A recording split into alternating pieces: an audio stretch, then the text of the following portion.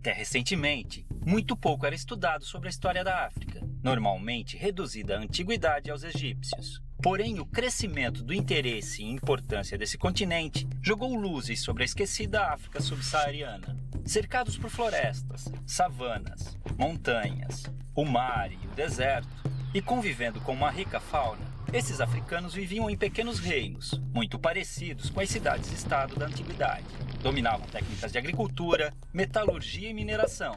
Cultuavam diversos deuses e a natureza, acreditando num Deus maior e criador, que variava de nome entre as tribos. Evitavam guerras, estreitando laços através do casamento. Porém, quando o conflito era inevitável, não visava a expansão territorial. Com a exploração europeia da costa da África, os nativos começaram a ser capturados e enviados como escravos para a Europa. A rota do tráfico negreiro mudou a partir da colonização do Novo Mundo, e o comércio de seres humanos atingiu grandes proporções pela necessidade de mão de obra nas novas terras. Os portugueses dividiam os africanos em 3 grandes grupos: os sudaneses, os guinenos sudaneses muçulmanos e os bantus, todos representando uma determinada região do continente e tendo destinos diferentes. O Brasil recebeu cerca de 40% de todos os escravos africanos trazidos para a América, já que demandava mão de obra para trabalhar em suas culturas de cana-de-açúcar no Nordeste, no ciclo de ouro em Minas Gerais e nas lavouras de café do Rio de Janeiro no século XIX. O transporte desses povos, amontoados nos porões dos navios negreiros, era feito em condições desumanas, e muitos acabavam morrendo na travessia marítima, tendo seus corpos jogados ao mar.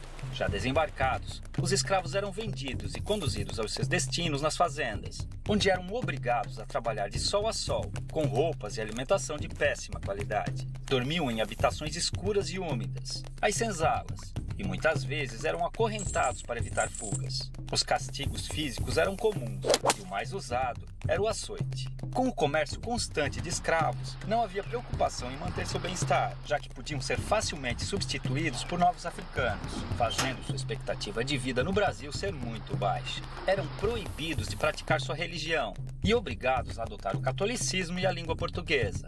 Mantiveram sua cultura viva, realizando seus rituais africanos escondidos, criando até um tipo de luta, a capoeira. A maior parte dos africanos traficados para o Brasil eram homens, por serem mais valorizados nos trabalhos forçados. As mulheres, que não eram aproveitadas nas lavouras, viravam escravas domésticas, as chamadas mucamas. Nessa época, independente da origem ou etnia, as mulheres eram subordinadas aos homens em seus caprichos.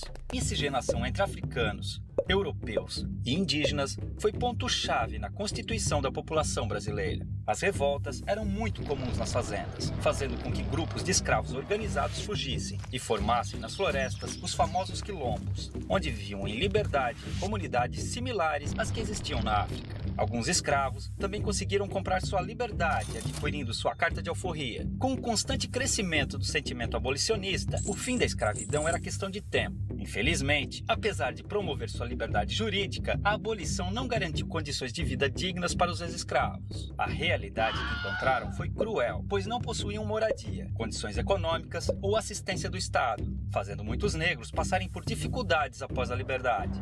O preconceito e a discriminação os impediram de encontrar trabalho nas cidades. Já nas lavouras, tinham sido substituídos pelos novos imigrantes livres europeus, a maioria italianos. A escravidão deixou cicatrizes profundas. Os negros vivem ainda hoje em condições inferiores aos brancos, devido ao grande processo de exclusão social. Tem menor escolaridade, menos qualificação, salários menores, menos representação na mídia e em entidades governamentais, além de menos cargos de chefia e liderança. É uma situação degradante, considerando a imensurável participação do negro na vida brasileira. Infelizmente, o pouco que se aprende nas escolas sobre a herança africana reduz o negro a estereótipos ligados a origens de musicalidades, como o samba, e ao trabalho braçal como escravo. Esse pensamento induz muitas ideias erradas ou incompletas sobre as populações negras. Há muito mais sobre essa superfície. Os africanos foram, sobretudo, fonte de informação para os portugueses, que não tinham conhecimento sobre cultivo e exploração de produtos de regiões tropicais. Foi a tecnologia africana, com seu conhecimento agrícola aprimorado por milênios, além de suas técnicas de mineração, que tornou possíveis os principais ciclos econômicos do Brasil, como a cultura da cana-de-açúcar, a extração mineral e o cultivo do algodão e do café, gerando riqueza e transformando a geografia e a história do país, naquelas que conhecemos hoje. Estima-se que chegaram ao Brasil cerca de 5 milhões de africanos,